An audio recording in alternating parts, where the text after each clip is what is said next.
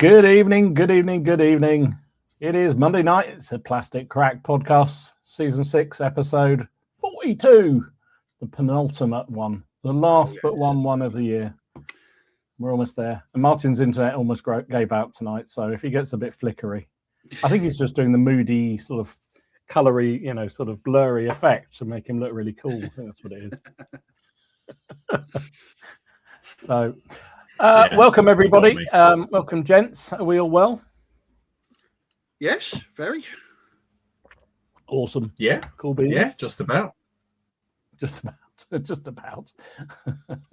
So tonight we're going to look back at some of our highlights and lowlights of this year, 2025. Seems like as good a time as any to do it. So I put some questions up in the Facebook page and lots of people answered it. So thank you for that, and we'll work through some of those and also see what these two reprobates think. But first of all, let's see who's in the chat, shall we? Made me laugh. Paul was in here at 6:50. Paul, what are you doing, mate? We don't start till 8, for God's sake. 6:50, you were here. Hello from Murcia. The approaching festival of Yule shines a silver of light across shadowy land, and he's recovering from another procedure on his thumb after the first one failed. So nout for him tonight, apparently. Yeah, right. Shouldn't have stuck it where it shouldn't have been, mate. That's all I'm going to say. We've got Pat here. Mike's here. He says good evening from or hi from a sunny Western Cape, South Africa.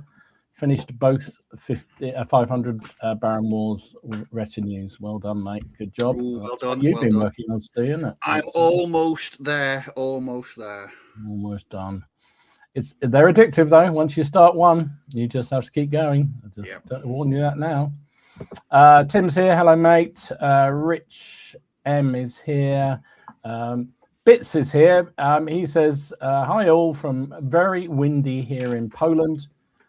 He's painting London Regiment for ECW and getting some dragoons ready. So there you go. Doing English Civil War in Poland. That just seems a bit bizarre somehow. I don't know why. just seems slightly odd. But good on you, mate. Neil's here. Good evening. He's doing Soviet Warlord Soviets tonight. Trajonic is here. Put my teeth back in. He's doing Beneath the Lily Banner stuff. All good for you, mate. I haven't quite got hooked into that yet. Aled's here. Good evening. Who else have we got here? Richard Hawes is here. Hello, mate. Good to see you. Robert is here as well. 9999999. Payden is here. John Sowerby. Mobile and Hostile. Lionheart. Nick Dawes, good evening, mate. Seriously Gaming, hello from a clear but chilly southern Ontario, basing up some finished figures and preparing another batch for painting. Good, mate. Red Steph is here. Hello, mate. Old school FRP. Heidi ho. I started a squad of Qua Crofts yesterday, and I'm about halfway through done already. Maybe the fastest I've ever worked on a project since I knocked out 2 dozen Frostgrave soldiers in 24 hours. Good stuff, mate. So reminder, we'll be doing that next week. That's our challenge next week, is to paint some Qua up. Are you ready for that, boys? I hope so. I am. I've got to stick my words. Are you still doing it? Okay. I know what Qua are. I mean, who knows? Does he know anything? I don't know. No. Whether Ken will even arrive is the other question. Mark Riding's here. Hello, good evening, mate. Mortzel, Louis Baby. Hello, mate. I haven't seen you for a little while. Graham is here. What else we got? Bicker City. Hello, Don. Sorry to hear about your mum, mate. Really sorry about that. Matt Wright is here. Hello there. Carl. Noobsphere Studio 83, painting a giant abandoned Soviet tower block while listening to the Slavic post-punk and thinking about 1980s Eldar Harlequin. How do you like them weird shit atom apples? You just wrote.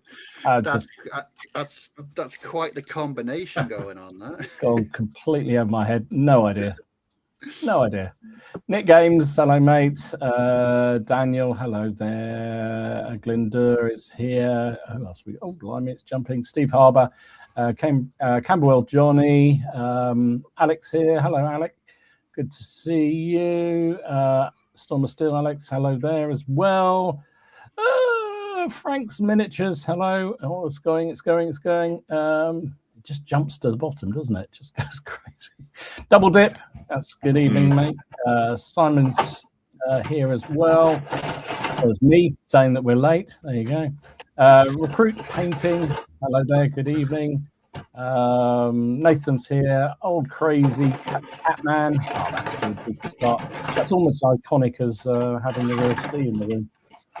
Mark's here. Oh, the real Steve's here. There you go. Hey.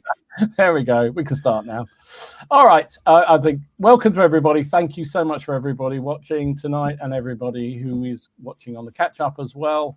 Really pleased to welcome you there as well. And also those listening in on Spotify.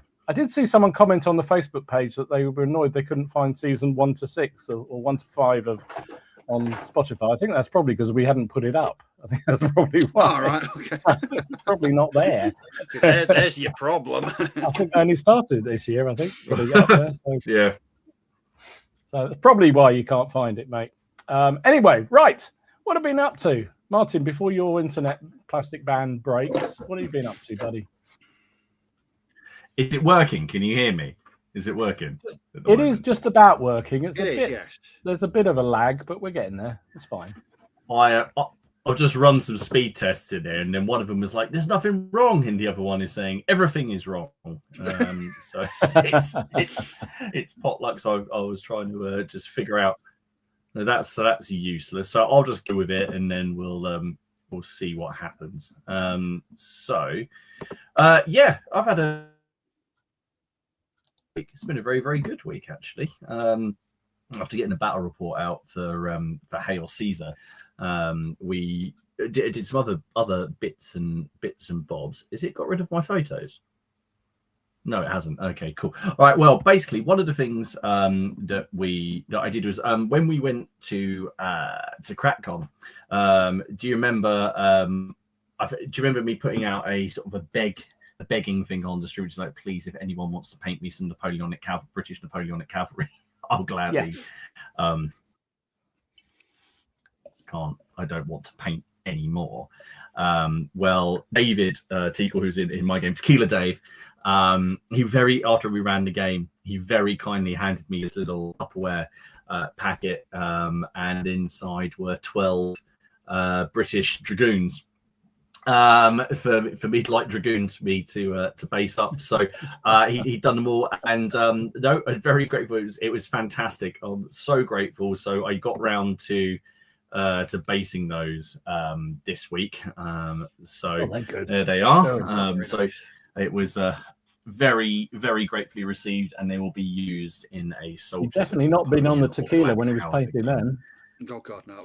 No, they're lovely. I haven't done anything to them. He sort of said, "Oh, I'm sorry about the pets." Like, they're brilliant. I no, just thank you. I'm so grateful. Thank you so much. All cavalry are gratefully received. So no, they are lovely. And then because we're getting ready as well to play Beneath the Lily Banners and also be Lost for Glory when that comes out. So I needed to get a shifty on and do a command base because I've got cannons, I've got infantry, and then Robin came round and we had a little go at Lily Banners. But before we could do that, I finished a command base, which I know I sent you guys. So this is a command base for my runs. Now I think this is meant to be Boris. Is it Menchnikov? I just know he's called Boris, but he's just going to go as generic Russian commander. So I already had the artillery officer painted up on the horse, but I didn't have enough room for him on the cannon bases when I did him, so he was kicking around. So I just then painted up that NCO to go with them, and then put them on this rather large 80mm base because Russian. What nothing says Russian more than a destroyed Russian. I was about to say tank then, but a destroyed Russian cannon, which is the Warlord Games cannon, because they're plastic, the cannons for this period from Warlord, which I still can't get my head around why everyone else is every other period in them has to be metal. Yes, Boris the Blade. Excellent right now, what it is going to be now. So that was a lot of fun, and so I did all sorts of bits and bobs on the base. So I there's lots of little extras, and I did the you can't see it properly because it's got the water effects and mud effects on it at this angle, but you've got the actual running boards that the cannons. So I had a lot of fun with this. It's been a while since I did I did a command base like this, so I really enjoyed doing that. These are all Battle Cat 3D prints, and when you get the generals, you have the choice of either if you want them in sort of dress uniform like this, or whether you want them in field uniform. The field uniform, I've got a lot of stuff, like it's all very similar in the Russian army. So I figured that I'll take him in this with the shiny armor. So he can be a tempting target for Swedish pikemen. So we then had a go at Beneath the Lily Banners on Friday night. Now, we didn't film this. We wanted to, because it's a completely new game, so we wanted to get used to it. And I think we said before, there's this way that he plays the game called Foreplay, which is where you have a 2 foot by 2 foot board, 4 units aside and 4 turns to complete the objective on that bit of the board. So it could be, you could just simulate, you could play maybe 3 of these games that are all one battle. So you've got one bit where they're trying to take the redoubt, one bit where they're storming a bridge, and and the idea being that you've got these, get models on the board fast, and then build up to sort of more and more mass battles, and the format works well. So we went for the one that was in the book. Now the one in the book is set in the War of the Spanish Succession, so we just essentially just swapped it to the Great Northern War, and just had a game with our toys. So there's my Russian brigade with the battalions lined up, going marching straight at the very defended Saxons behind their defenses. So you've got Robin's got a full regiment there on the right. He's got a field gun. He's got some cuirassiers who I can just say were very brave. That's a volley, hence all the red counters next to them, and then on the other side there's some dismounted dragoons, and I thoroughly enjoyed it. We got a few things wrong, which is why we wanted before we filmed anything, but this is the point where the cat. Well, I'll tell you about the cannon, but this is my Russians facing down the field, and for those of you who like brutal cannons, this game does it. Although I'd just like to say, first shot of the game, Robin's first shot of the game was with the cannon.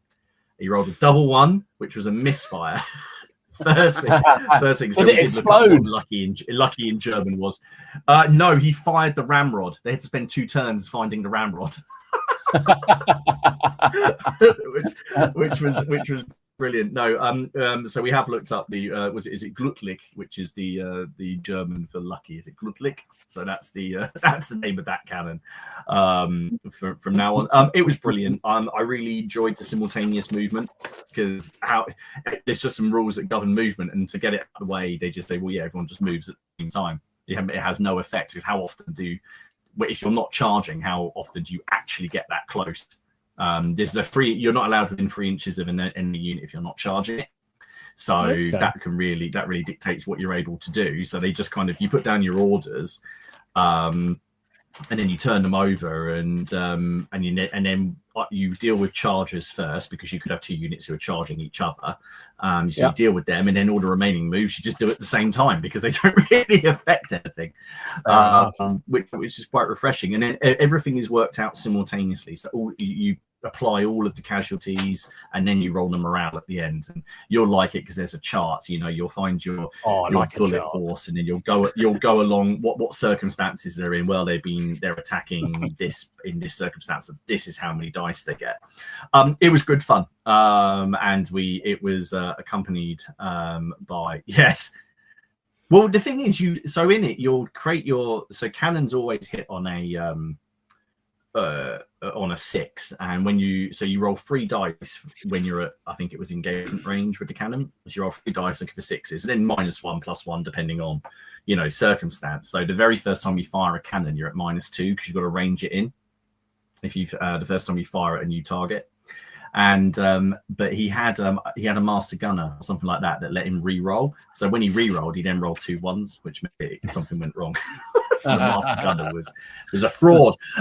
Anyway, yeah. So no, we had I really enjoyed it. So we are going to play it again. We are going to we'll do probably the same scenario on the channel. I will have to learn to save my shots until like nice and close so that they all count. So they don't just go pinging off the defense. And Robin will probably have to learn not to charge with his cuirassiers without softening up the regiments first. So yeah, so it's really good. So it's been a good week, and now I'm going to stick together some qua. Very good indeed. Nice stuff. Well, Simon, thank you very much for the super chat. Didn't need to do that, but thank you very much. But he asked the question: how's the siege engine going, Martin? It hasn't moved in 2 weeks. It's there. I will do it. I'm not going to lie. It did put me off. I painted all the crew and well done. The crew are lovely. I find it less offensive at the minute, so I'm tempted to go and pick it up. I might try and do something with it during the week, but it's a busy old week. I'm tired, and I think I have a low tolerance level for the shit kits. So if it does something to irritate me, I will probably just put it through the shredder. But it's over there. No, it will be coming to the table in the new year. Awesome, good to know. Fabulous stuff. That's brilliant. Thank you very much indeed. Oh my God, what are you doing, James? Quamageddon. Yeah, that's next week. That's next week. Yeah. It's next week. That's next week. That's a whole thing for next week. Right, we'll get on to that later anyway. Steve, what have you been up to, buddy? What have you been up to?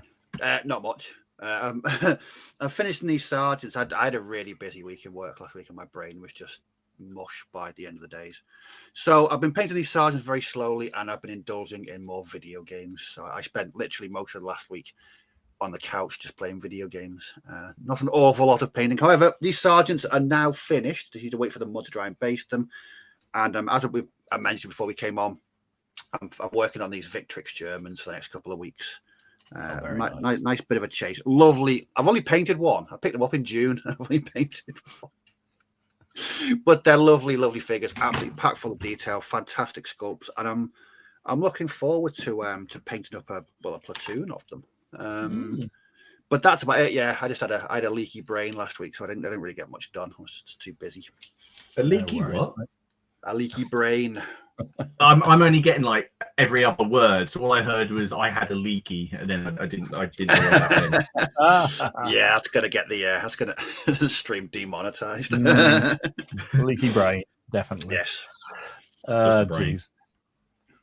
Excellent stuff. Well, for me, what did I get up to this week? It's actually been a productive week again this week. I've continued with we're joking about Baron's War being highly addictive. Once you start, you can't stop. So I thought, well, I'll finish off a few more cavalry. So there's a few lovely mounted sergeants done.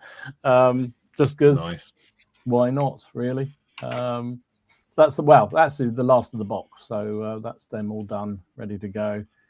I think I'm going to have a game this Friday, actually. So looking forward to that. Are you just going to do a 2-player game this time? Yes, we're not going 4-player again. That was a tactical error, shall we say. Definitely was a tactical error. No, I think what we're going to do, because there's 3 of us playing, but we've only got small space because it's every few weeks we have to go up into a little cubby hole in the back of the club because there's something else going on in the church hall where we meet. So we haven't got a lot of space anyway, so we're just going to play 3. But I think we're going to play 2 on one side and just split the force between 2 people and then do 1 on the other. So that's probably the best sensible way to do it. But yeah, that looking forward to that. Although again, I'll probably end up doing both forces and then get the snot kicked out of the one that I actually would like to play myself. But anyway, there you go. Here's what it is. But also been very fixated on the Men Who Would Be Kings. Not Men Who Would Be Kings. We did play a game of Men Who Would Be Kings actually last week, which was fantastic. Really enjoyed that immensely. But then been getting onto the sort of Darkest Africa thing for the Congo rules. Been a bit fixated on that. So did a few more tribesmen. Tribal happies. Oh, lovely. Which I'm really pleased. I've been mucking around with skin tones and that. I was quite pleased with how these ones came out. Much darker than the previous ones I did. Yeah. So, yeah, quite happy with how they came out. They're cobblestone or whatever they are ones. They're rather really nice figures. So, yeah, did them and then worked on a little African camp. Nice. Yeah, I thought I need a bit of scenery because I don't really have anything for Africa. So Lovely. I worked on that. But I particularly like my little campfire. Are they bought or 3D printed? They are actually resin. Right. I found a chap on, I can't remember the name of the company, but I picked them up on the Interwobble, and they are, they're actually resin, and you cast them when you need them. So, although the stockade thing looks a bit more like 3D printed, but it is resin. So yeah, I'm quite pleased with how they came out. So yeah, it's been fun to do. And then we Paul and I were left alone, unsupervised. So this happened, which was a bit silly last week at the club. He said, "Do you think we've got enough figures to play a feudal samurai game?" And I went, "Yeah, probably." So he picked the scenario, and I got to lay out pretty much every one of my Oda clan ready to go. I have videoed it. I'll get around to editing it. It's quite lengthy as usual, but hopefully I can cut it down a bit. We've played one of the scenarios out of the new samurai book. In my defense, before you see the result of that, if anybody's interested, Paul chose the scenario. That's all I'm going to say. Anyway. Not a leading comment at all, is it? Yeah, not at all. No. Not at That's all. an ungodly amount of yellow. That's an ungodly amount of yellow on display. Lot of there. yellow. Lot of yellow.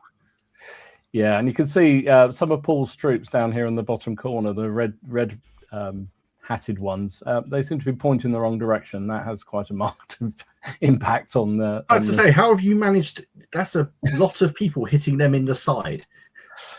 It's a real battle, and it's the Oda clan attacking a campsite where one of their rivals is camped, and they're not ready, and they don't expect it coming, and so you dice randomly for the direction that the defender is sitting, which direction they're facing, and you start within about a move and a half away from them. So pretty much first turn you spile straight into them. I mean, he outnumbered me about 2-1, but that didn't help because pretty much half of his army's dead in the first two moves. So there you go. So, yeah, it was very funny. There was all sorts of other modifications, but there you go. As I say, it's his fault. He chose the scenario. The other picture seems to have disappeared. I did do some camp followers, some medieval peasant-y figures for Baron's War background figures because, it was that was quite fun as well to do. So yeah, that's been busy, and I say going to be some Baron's War. I've been reading up on the what are they called, 0 hour rules. I picked up a set of those. The First World War ones. So I've been reading through those. So suddenly I seem to be doing something new. Dear, never mind. So that's what I've been up to. So all good. The good old Congo. It's your fault, Paul. Your fault. Absolutely your fault. So that's what we've been up to. So tonight I thought we'd take a look at kind of this year, what we've been up to, what sort of highlights, lowlights, what sort of things we've been happy with, things we've dropped out of, that sort of thing, just to sort of get the juices going. Because it's been it's been a mixed old year, I think, in terms of getting on with projects, hasn't it? So I did put the questions up in the Facebook, but please put them down, respond down below as well. So I thought first thing we'll do, I'm going to start with Steve, because Steve does some really weird, wacky stuff from time to time. So there you go, this one. What project did you start this year that you didn't expect to start? Oh, second edition 40k. And why? I just thought it was... Well, none of my friends play 40k. I don't play 40k. I like painting Games Workshop figures. And I just thought it was one of those things. It was just done. It was a part of my wargaming life that I'd happy memories and some awful memories of. Equal measures. But I just thought it was done. And then I realised that there's actually quite a big community of second edition players out there, especially on YouTube as well. They do painting and battle reports. And yeah, I didn't expect it to happen. And with the absolute verve that I threw myself into it, and the unmitigated damage I did to my bank account in buying these figures from eBay. That was one that I didn't expect, and I'm still working on it. It's just slowed down a bit because I just thought you can't just. It is interesting, isn't it? This sort of retro. There is not just that, but not just 40k, but for lots of different periods, you find little cliques of people playing sort of things that you thought, oh my goodness, I remember that. Well, it's weird. Like, I mean, I know Mordheim is still massive. In a game that GW haven't touched or updated in it's got to be over 20 years, more than 20 years, I think. But that's a fan driven community for Mordheim, because it's just such a beloved game. And I found that with second edition 40k. I mean, I picked my copy up, or my original copy about 3 years ago, and I was like, "Ooh, look it! I've got most of it here." Put it away because I didn't think anything, I'd really go anywhere with it.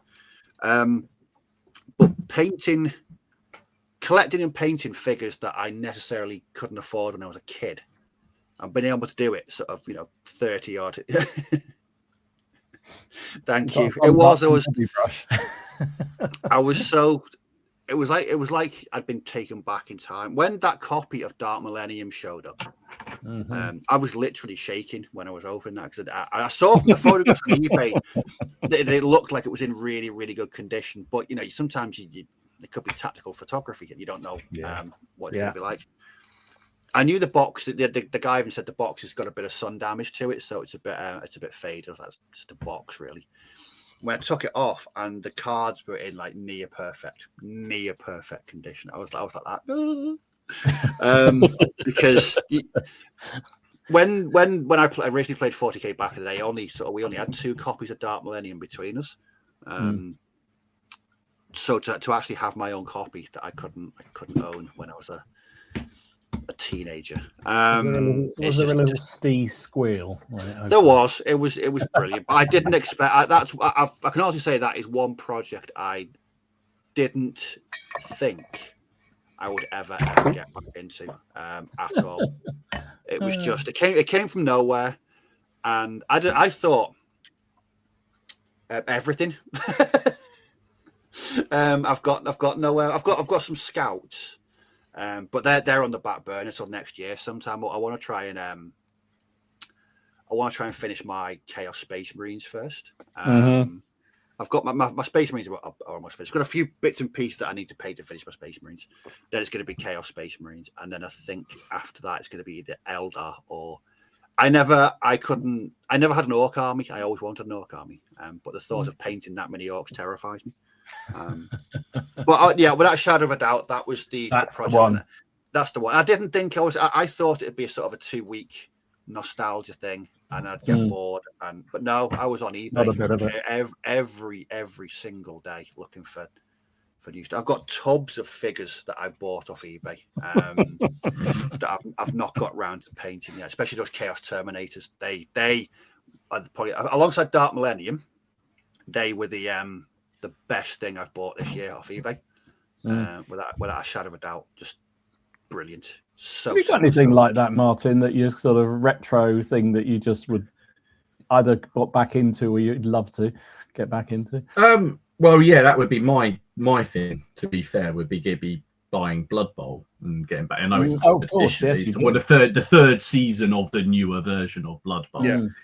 But that wasn't on my bingo card for this year at all. And I don't know what it was. I just made the mistake of, like, you know, looking at some of the models, looking at the stuff, and just going, do you know what? I really want to play this again. I needed something lighter after, because I've done a lot. I've done a lot of medieval stuff this year. I just needed an itch to, you know, I need someone to scratch that itch, just to do something a little bit different without diving into a massive project and just painting up a team of, you know, mummies or is some Norse stuff. And then I've got, just Tessa keeps on beating me. I bought a Yeti when I went to Warhammer World the other day. We won't talk about how much I spent, but I don't. I enjoyed it. Sorry to interrupt you, but that got me thinking. Do you think people are willing to pay more money for old stuff than new stuff? Yeah. What do you mean, like a retro model? Yes. Like an old. Yeah. I think they will. I think they will. Yes, people will pay more. Because I've sold some for silly money. I'm looking at this thing going, what, you know, in the gash. I guess. I think people are. It does kind of amuse me a little bit. Where, you know, some people will pay, what, you know, quite a lot of money for, say, the old Space Marine Terminator Chaplain. That was one that went for quite a lot of money. And then the equivalent, because it probably costs about. Actually, it's probably cheaper to buy the new one, which still isn't very cheap. I know, when you compare it to the old one. But obviously, I think that nostalgia value pushes it up. I mean, I saw it before when me and Dom were in there for Ken Stag Do. I mean, I saw someone drop £1,000 on the Titan and walk out, made them carry the boxes, which I thought was funny. But well, that's silly money. Yeah, I think they will, because it's just that thing, isn't it? Because it is nostalgic. It's your childhood. I think nostalgia does. I think the good memories. It's not just in our hobby, but I think in all sorts of hobbies. Yeah, or just even in books or things that people remember. You know, as you get older, nostalgia becomes more and more of a thing, doesn't it? I found myself collecting a whole load of old Featherstone type books and things that I remember getting out as a kid from the library. I'm never going to look. I mean, I looked through them when I got them, and I thought, that brings back memories. What am I going to do with them? They're going to sit on the shelf. But it was nostalgia that made me do it. Now, they weren't expensive, so it's different. But yeah, I think people are spending a load of money. My friend, he does up old consoles, and he gets all the they're all yellow and sun damaged and that, and he'll bleach. He'll get all the different chemicals and he'll bleach them, and they makes them look as good as new, and then he sells them for an awful lot of money. It's nostalgia. I mean, he will pay. I've seen him buy flattened. If you remember the old Game Boy boxes, so actually I've got my Game Boy down there, so they're about that big. He will buy them, and they're flat, and he'll iron them. He sits there ironing these boxes to get all the creases out. Then he gets them all right. He works. You know how like people work on old movie posters to make them look really new. Yeah. He does that with these boxes, and the inserts and everything, the instructions. Puts them all back together. Puts them in like a nice what you call it, like a peripheral. And then he'll sell them. He loves doing that. I mean, there was one point where he bought a load to our office, and I had like 15 Super Nintendos in the office. Which essentially is almost archaeology. It pretty much is, isn't it? I'm gonna have to pause and give John a yellow card here for that joke. Jeez, that is a terrible joke, John. Well done. I know it's almost Christmas, John, but come on. I have a Qua-related question. Oh, go on then. Has anyone stuck together a Fidwog thin had centipede tractor. Dom, have you? I've got one round. No, absolutely bloody not. So, because I can't work out. I've just figured out that what I thought was the exhaust. What I thought was the machine gun is the exhaust. I've just figured that out. I know what I'm the man that managed to put all the quars and mix them round. So whichever was supposed to be one type of quar, I've mixed in with the other. So my quar a mini quar. Yeah, yours. Oh, it's okay. Alex knows. He says, yeah, he's done. Yeah, he's done 10 of them. That's the expert. Yeah. I glued 2 together when I first got them last year, and I put their rucksacks on upside down because I couldn't. There's no bloody instructions. That hasn't helped, does it? Call me uninformed, but I couldn't work out which way a quar rucksack was meant to go. Some people would say it's bloody obvious, Steve. What knowing your quar from your other. I mean, come on. I know. I've got some prompts for next week. I've actually gone and got some quar facts for next week. Oh, cool. So we're going to go through those. We will talk about it when we do things a little bit more on the stream. But I have some quar related factoids for us to go through as we're drinking, basically. So, Martin, I'm going to ask you the next one. So, what projects did you drop and why this year? I dropped it by putting it on hold again after I took it out of being on hold. It was my Anglo-Zulu War one. Is that I started it now. Is it just on the back? No, burner? It's not dropped. No, it's on the back burner. I don't know why, because I love the research. I love. I've got so much material. And I love it, and all the stories and the battle reports in my brain that I want to do and how I would do them, and filming it. I've got a lot of Zulus now. I started up again just before Christmas last year, and I'd done the unit of Natal Native contingent, and then I thought, right, okay, well, I've got some riders, so I'm going to do the Natal Native horse. And I've painted all the horses, and I've painted all the riders, and I've just stopped. I stopped, and I don't know why I stopped. I must have picked up something else, and I just never picked them up again. And they're up there. I got all of them. I spent I dropped about 100 quid on Empress stuff, and it's all there. It's all beautiful. I just haven't done anything with it, and I don't know why. But then. I think it's a project 'cause it's a passion project. Yeah, it's going to be one that's always going to be there. I only wanted to paint sort of a maximum of 4 red coat units. I'd already done 2 of them. I did the Naval Brigade. But see, the painting is I don't find the painting a struggle as such. If you can get into the swing of it. I just found this year has been a year where I found that I've probably butterflied a fair bit. And there's been lots of things that that looks nice. Oh, that looks nice. And I've enjoyed doing that. And so that went out the window by the end of January. I just, they're up there still. I'll get them painted at some point. But I would rather, I would be more inclined to pick them up and start again if I hadn't already started them. If that makes sense. So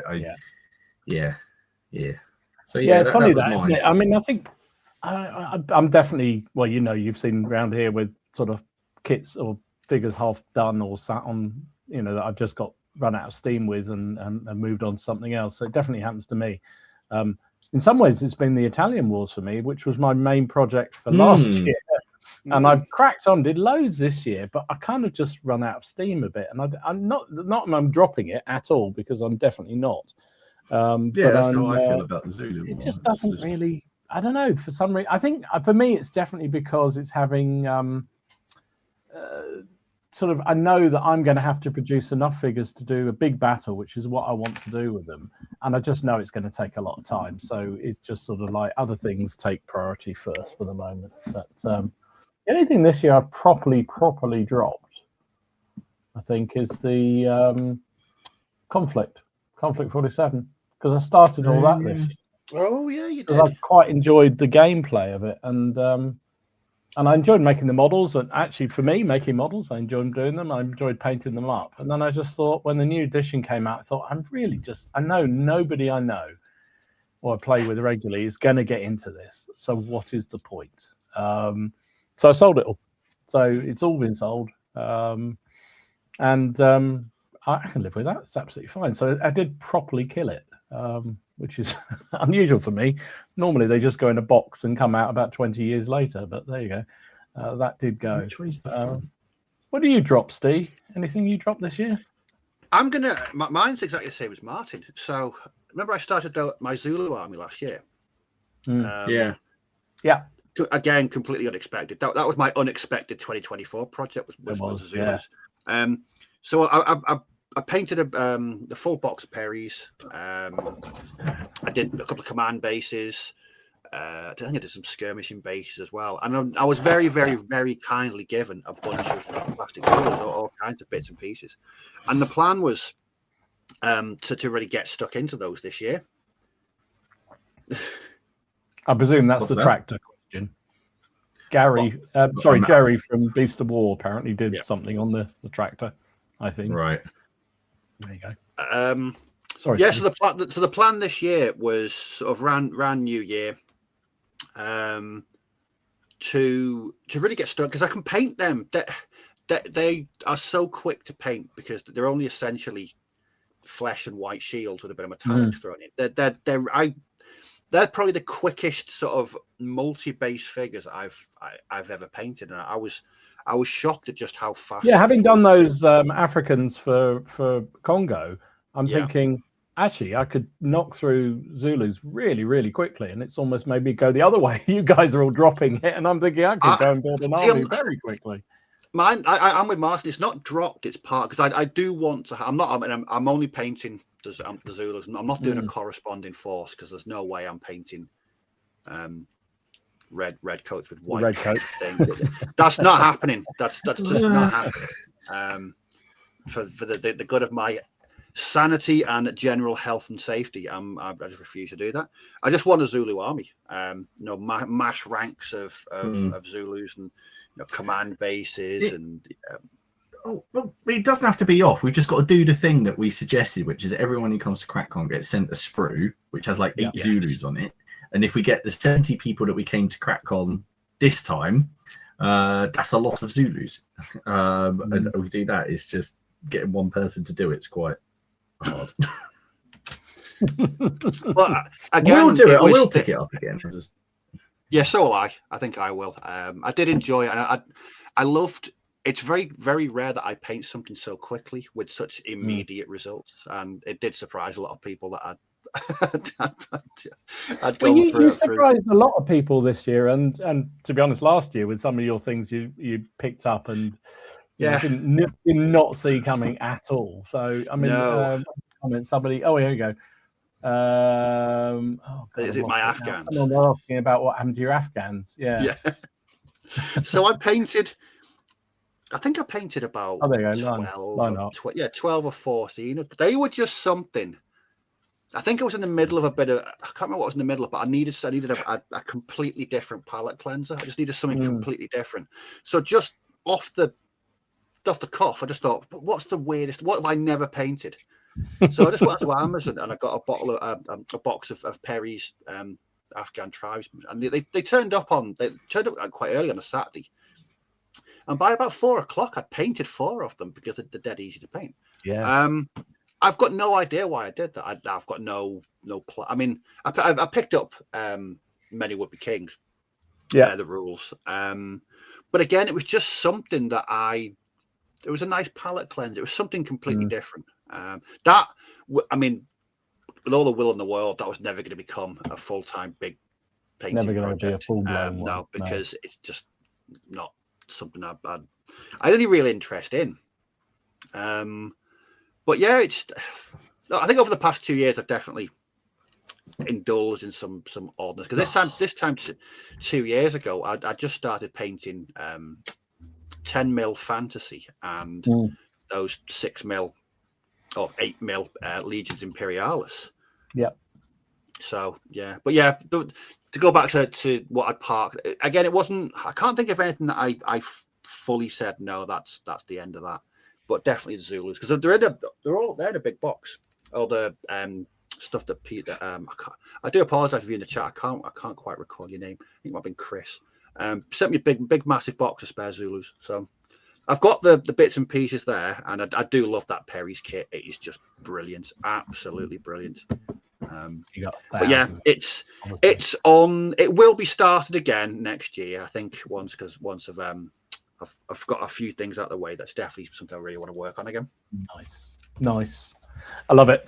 Let's have a look at some of the comments we've had on this so far, because there were some great ones, and I will go back to some of the Facebook ones as well. So Major Clang has said, my 2025 Wargaming review, I've taken on too many projects, and I've got a new 3D printer. I'm a newbie, and I'm feeling intimidated by it. Assembled. My 2026 will be to understand. Understand 3D printing. Carried on to another comment. There you go. Understand 3D printing and finish my Eastern Front Battle Group 28mm project. I guess that was the thing I picked up this year. 3D printing. Yeah. That's a thing in itself. So. Yeah, and actually not as scary as I thought. Haven't done much recently, but yeah, that's definitely something I picked up new. I mean, you know me, I'm a butterfly brain anyway, so I'll jump around all over the place. So it's very difficult for me to pinpoint one thing. It's pretty much everything was new for me this year and unplanned. The one that I was surprised about for me was Baron's War, because I dropped it. I'd sold the rules because, as I said before, I think Jonathan and Paul, who I game with most often, and Tony down the club, didn't seem that interested in playing it. And then both of them decided they wanted to have a go at it. So I bought the second edition and launched back into it again. So that was a bit of a surprise. Not because, the figures were all used for other things, so they didn't go to waste. For me, that's one of my purchases of this year, is that Baron's War starter box. Absolutely brilliant. Brilliant set. See, I agree. I knew, I wouldn't be quite surprising because I knew I was going to buy it and I knew I was going to like it. I was aware that that this was coming. So I just thought I'm gonna. It was, once they started dropping all the hints, now that's it. So I kind of put it off because I had a lot of comments and there was a lot of people saying, why aren't you playing the Barons? Or it looks like it's something that you would be all over. And they said, yes, and I am. But obviously with second edition, there was rumblings about the second edition. So when that was sort of announced and released at Salute, that was what I can know. So I wouldn't say that absolutely has been a big part of this year for me, but wasn't a surprise as such because I knew I was going to end up doing it. Well, it was medieval, so it had to happen, didn't it, really? Oh, so many medievals, this year. For John, he said the project didn't expect to start this year was Battletech. I think that there was a lot of people playing that in the middle of the year, wasn't there? There seemed to be a lot of pictures of it and various other things going on. So you weren't alone, John, I don't think. Flesh Clouds has a very interesting question, not pertaining to tonight particularly. What do you lads think defines a miniature? Does scale matter? How is it built? What makes something miniature specifically? That's very deep. Blimey. I don't think we're qualified to answer that sort of question, being that deep. What do you reckon? For me, scale doesn't matter particularly because people game and paint and model in figures of all different scales from 2 mil upwards, really. But so I don't think that matters, and I don't think what it's made of really matters either. Although you couldn't really do it in ice unless you're playing in the Arctic or something, because it's going to melt very quickly. But resin, glue, metal, plastic doesn't really matter. Yeah, I don't know. Miniature specifically, I'm not quite sure what you mean by that one, but there you go. That was an interest. That was his question. Answers in the chat for those who can answer that one. Paul said, didn't expect to restart the French Wars of Religion, but absolutely loving it. Yeah, that's I'm holding off on that. I'm definitely holding off on that. Aussie Mozzie said, didn't expect to start sharp practice, Chain of Command, Ruckus, Silver Bayonet,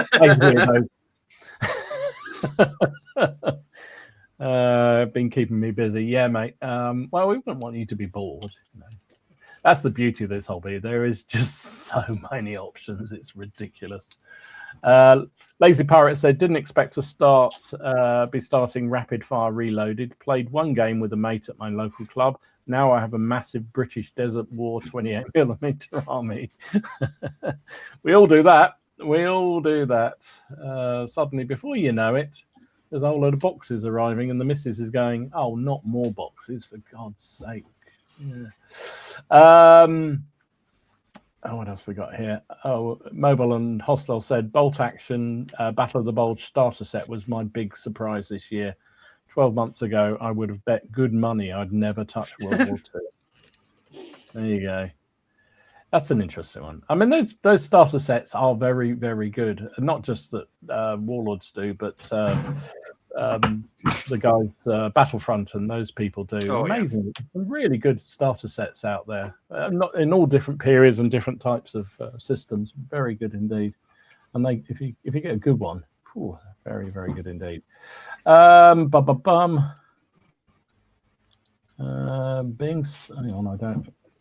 Being smaller than the thing it represents makes it a miniature. That's very good, Robin. I like that. Okay, we'll take that. Robin. Robin. Oh, it's Robin, isn't it? Sorry, yes, Robin. Yeah, it's Robin.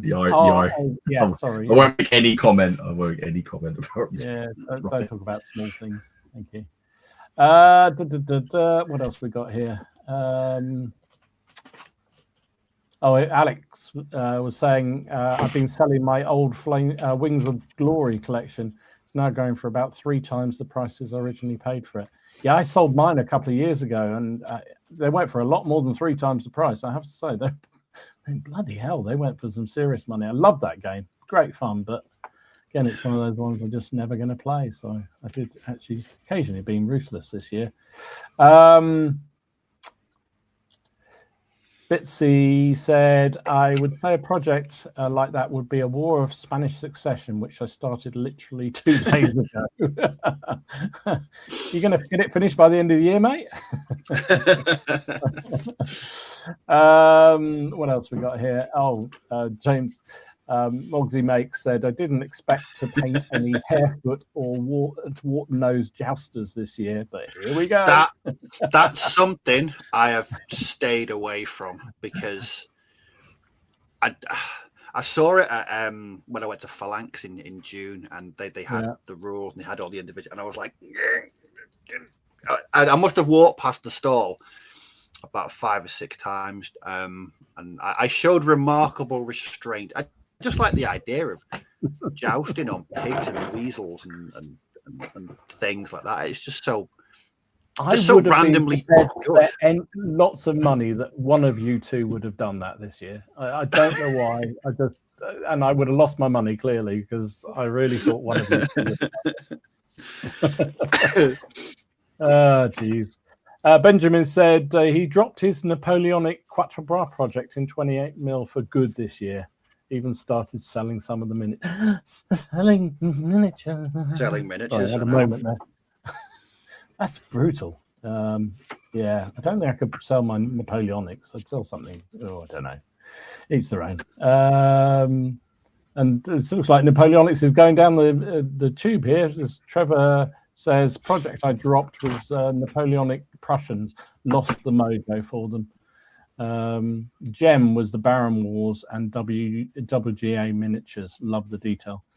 Yeah, I guess I'm sorry, James, don't listen. I'm going to say the Prussians can be a little bit boring to paint, if I'm honest. So that's possibly why.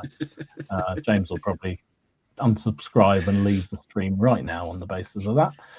They're excellent for Turnip 28. Just throwing that one out. Oh dear, love it. Lazy Pirate said he dropped all of his sci-fi stuff this year. Sold off all my Dead Zone stuff, my Epic Warpath Kickstarter before I received it, all my terrain, plus all of my Stargrave stuff. Bloody hell, that's a culling and a half. That is an absolute culling. Oh dear. Blocked and sorry, James. Never mind. Oh well. So lots of interesting things people are offering. Dragon parked his Peninsula War Napoleon 28. Oh, park my Peninsula War Napoleon's here. Oh, well done. Don't do it. Don't do it. Don't get rid of your Napoleonics. They're too good. Right, let's have a look at one more question, then we'll have a quick break. So here's a deep and meaningful one from you guys. What did you learn about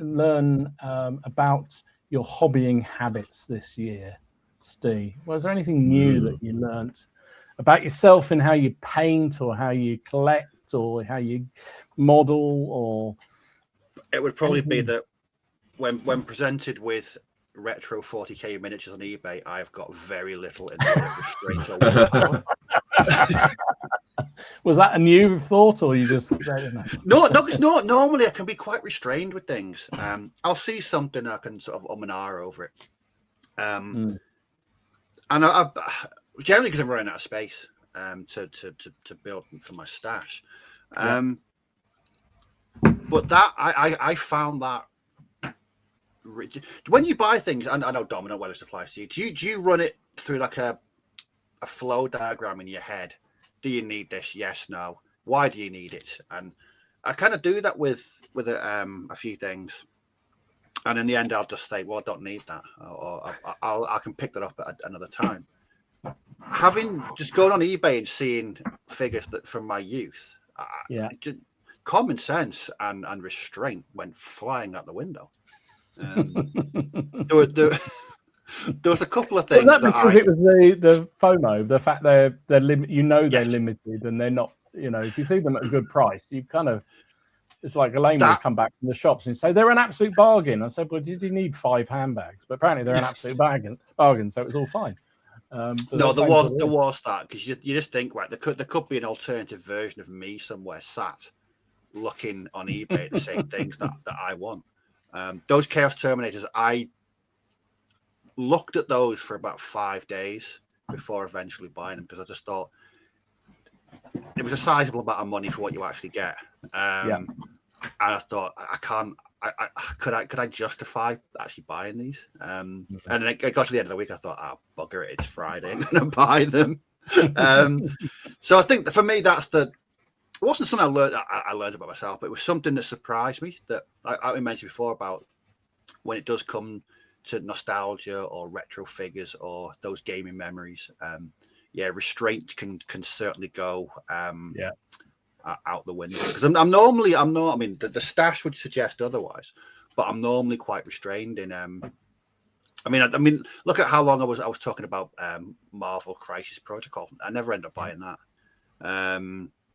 There's quite a few things that I just never got around to doing. So I think next year I'll probably go back to my usual logic and restraint before buying stuff. But that shocked me at just how it wasn't even a hobbying thing at that stage. It was just a pure mid-90s Steve nostalgia, going back in time.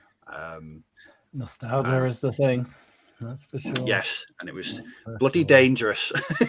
Bloody dangerous. Yeah, I mean, in answer to your question about the flow chart of do I need it, do I not? Mine tends to be very much balanced on yes. I can imagine. Occasionally, I do get the odd sort of modicum of, hang on, do I really need this? But it's not often. There's definitely two streams that happen. I know if it's something that I'm really, really into, there's no stopping me. I'll just buy it. It's like, fuck it, gonna have it. But if it's something that I'm a bit questioning, that's probably the one I shouldn't buy, because if it's that little bit in the back of my head, so do you really need that, Dom? Yeah, that's probably the one I shouldn't actually buy. So I try and have a little bit of that. Matt, you're a very bad man. I am not doing that. That ship has, at the minute that that's gone. I've weaned myself off any interest in that. Blimey. What about you, Martin? What have you learnt about your hobbying habits this year that surprised you or otherwise this year? I learned Nothing. No. I probably learned that my personal tastes are moving away from like World War II and stuff like that, and I don't know that I think I maybe I'll spin back around to I've just got zero interest in it at the moment. I love the history. I like doing the research, I do genealogy and stuff, and I think that's fascinating. I've just got zero interest in gaming. Settle on what it is that you really, really like. The history. What about World War II? Yeah, no, that you now are, avoiding the things that just, you kind of just feel almost like, I have to because I'm a historian. Yeah. I must like Second World War, but it's not something you necessarily want to. I suppose it's a little bit. I'm going to drag Alex into it now. If he's something, I'm going to drag it. So Alex does World War II and World War One and Napoleonics and Star Wars. I kind of feel like that, and I like my medieval history. I'm more. I think I'm more like people poking each other with sticks. And hitting each other with big sharp objects rather than doing it down the barrel of. Although I'm sitting here sticking together whatever these things are. But yeah, I just as I say that, I'm also doing some 30K. I don't know what it. I think I've done a lot of World War II stuff. I can see 1, 2, 3, 4, 5 different World War II projects over there. And I just haven't picked them up. And I want to play other games. I really want to play Battle Group. I like playing 0200 hours, but that's not a World War II war game. It's an adventure game. It's an adventure game set in World War II. So I think that was what I learned this year, because I did look at doing something, and I was looking at doing some World War One. I looked at that 0 hour thing. I looked at another one which I've now forgotten what it was called. I thought they were the same thing, but it turned out they weren't. So one just called 1918 or something like that.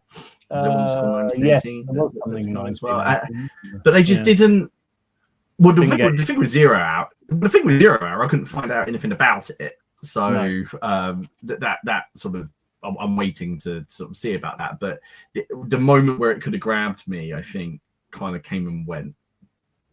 Maybe if I see it being played or something interesting, like if there had been more information, I'd done it. But anyway, obviously that's World War One.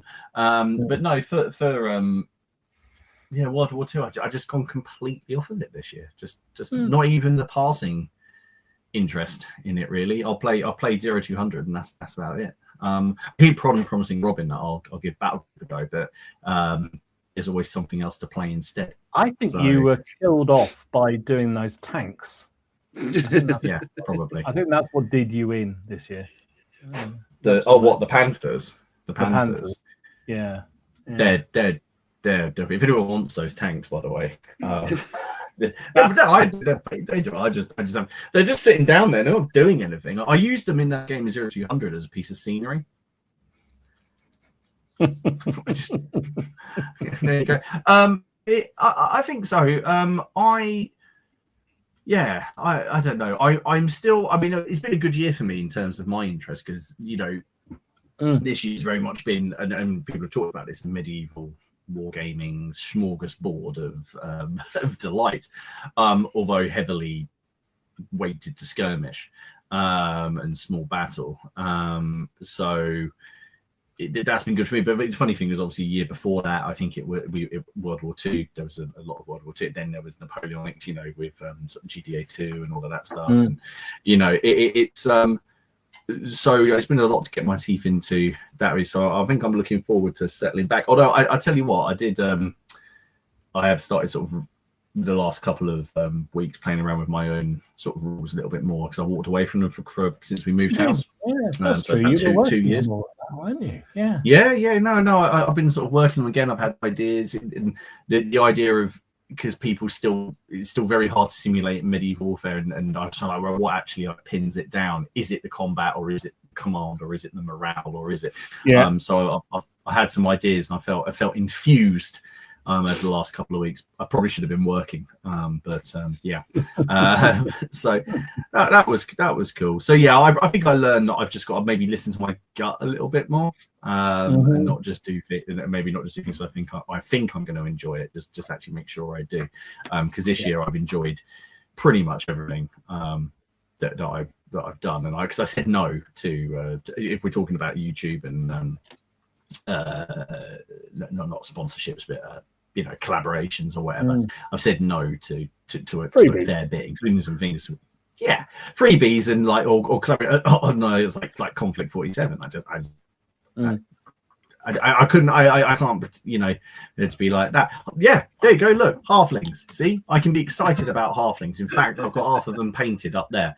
I'm going to do a big one. Be excited about halflings. So there we go. Although, as I said, I've stuck together this little tank thing. Oh gosh, yeah. For next week, it's taken. So I've got that done. I don't know if it's infused. See how enthusiastic he is about that. I want to know what the oh god, yeah. Anyway, what about you? I love this comment first of all from Jamie. I realized hobby-wise, I have the impulse control and focus of a drunken raccoon in a food store. Well done, mate. Very nice comment. Like that. For me, the unexpected thing has actually been more around painting. Which, as you know, I'm not.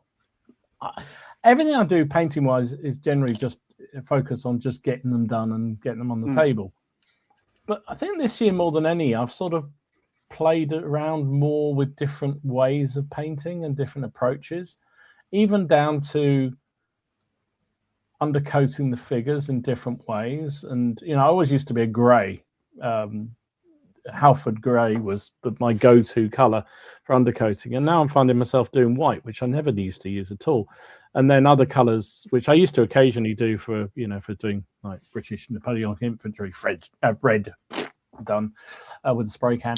But no, I found it really interesting. And things like, I know you had this epiphany some time ago, Steve, but occasionally not even using Agrax or Null. And that's like, what are you doing, Dom? Usually I'm all over the thing. That's been very a massive part of my sort of painting journey is not relying on swimming pool size vats of washes all over miniatures. I mean, I still do it occasionally, but I'd rather use it in a more controlled way for reset, rather than just going getting the fire hose out and Agrax everywhere. That was a conscious. I mean, one, it was kind of forced upon me because every Agrax I bought was shiny. So I just experimented with different washes, and then I just started using them differently. Yeah, and I think that's been the eye-opener for me this year. I've kind of embraced the same sort of thing. I've embraced different techniques. I've always looked at different ways people paint and those sort of very, very good painters who do stuff that I would never, ever be able to do a fraction of the ability of, but just taking little bits off them. But I think this year particularly, I've been more open to trying things out a bit more and not being afraid, because that's definitely not the case, but just sort of, having a go at different things, just think, what's the worst? I can always repaint it. And actually, I've really enjoyed the results I've been getting from things. So that's definitely been, for me, the one thing I've embraced this year, and I'll try and continue next year. Still cracking through the figures. And I think that was the thing that worried me a bit, was would it just slow down the production? But I don't think it has really. So it's just, I think I'm happier with the quality of what I've done. So, can I just shock Carl and James in the chat about my super glue addiction? I use this these days. Good grief! I use Tamiya extra thin cement. I've still got super glue. I mean, I've got a tube here, but I don't use that as much now. I much prefer the finish you get with that. Blimey! I don't know what to say. I mean, I bet the stock and the shares in super glue. I was going to say, Loctite are having emergency meetings tonight. What has happened to our profit level? Gee whiz. Major Clang said, a new good habit for me, making my own washes, far better than the ones I bought and considerably cheaper. Yeah. Also, I think the thing I don't know why it's taken me so long. I'm an idiot, probably. But, contrast paints, they're perfectly good washes. Why don't you just use those? Which is what I've started to do a bit more with. So, yeah. There you go. Matt said, finally this year got into using contrast paints. Took a while to work out how to use them to my liking, but finding the work of Chris Hines very revelatory for me. Yeah, I mean, I think that's the thing. You don't have to use them exactly as they are. And I think there's washes and things. They're very good. So, so that was definitely an eye-opener for me. And I'm pleased with the process. And I'll keep fiddling around and amending things and getting on with things and changing them up. So, yeah. All right. Well, that's been fun. We're cracking on through the evening entertainment. Keep your comments coming, and we'll get back to some of the comments from the Facebook in a bit. But should we do a little bit of news for a little bit of a break? Let me find the old video, and then we'll crack on with that. Bear with.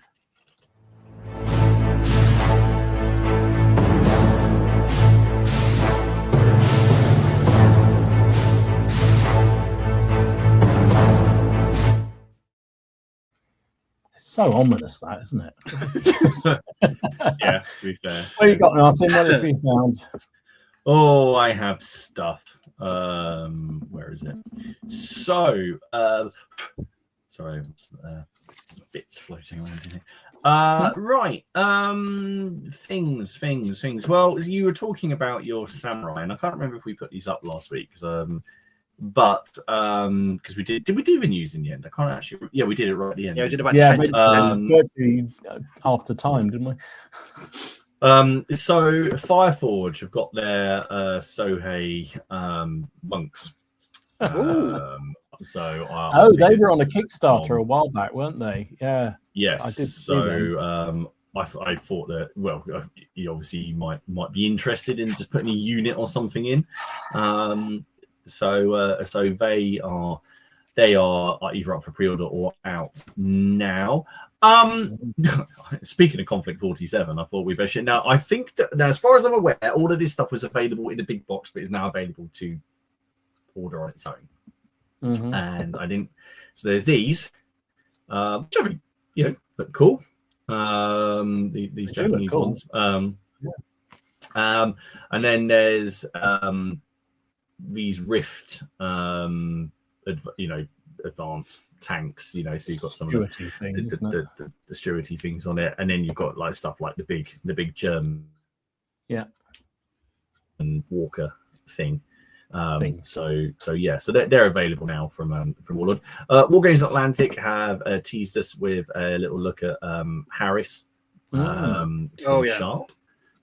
Which I thought was quite cool. I really like the detail on the gun strap, the rifle strap. Are they going to do that? That was the first thing. Like the big model, as like they've done with Richard Sharp. Maybe what you get like a 54mm and a little one with him as well. I don't know if they did that for all of them. I guess it'd be quite cool, I guess, to have all of Sharp's all the chosen men in 54mm. But I guess also though that means that each one's going to be, the pack would be what, like 20 quid, and you might not want.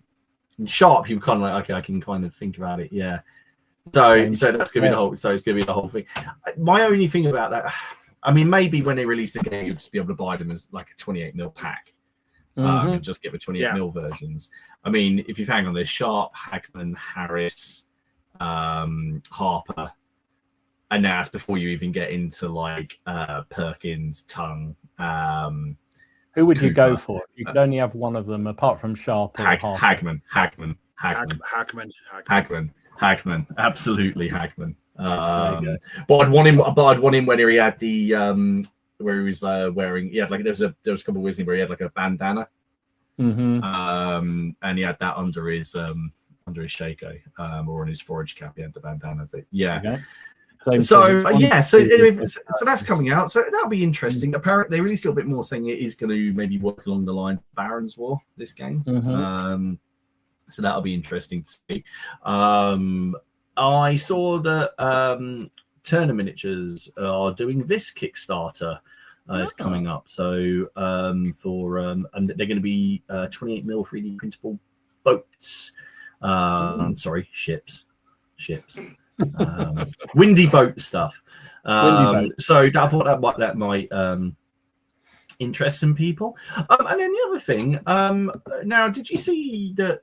I don't know if you picked this up in the group. I'll post a link to it if it's not been posted already. But Warlord posted the other day, this thing with John Stallard, where he'd completed his Culloden project using the Highlanders, and they said that they were really sort of taken aback by the response to it. So they've actually released a free PDF for using the stuff for the Highlander stuff for Culloden, I guess, and then using the I'm guessing they're using the AWI stuff for the I would imagine the British AWI for that, and then British, all the Highlanders and the English war.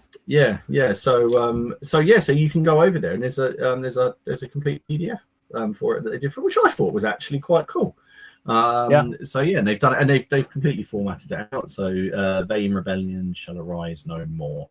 So that's available if you go over to the Warlord site, but hop on their Facebook page and you'll see it, or we can post it up in the group. That's pretty much what I saw. We've got a little sort of announcement thing at the end, but I'll hand it over to you. Okie dokie. Yeah, I saw that. I saw the video that they put up of John doing the Culloden stuff. It was a very interesting project. As you say, great that they're doing something as a freebie for that. So for me, what I saw out there was Steel Fist have got some new latest Swiss. So there's, Steel Fist do some lovely miniatures. Really, really nice indeed. A little bit pricey, but very good indeed.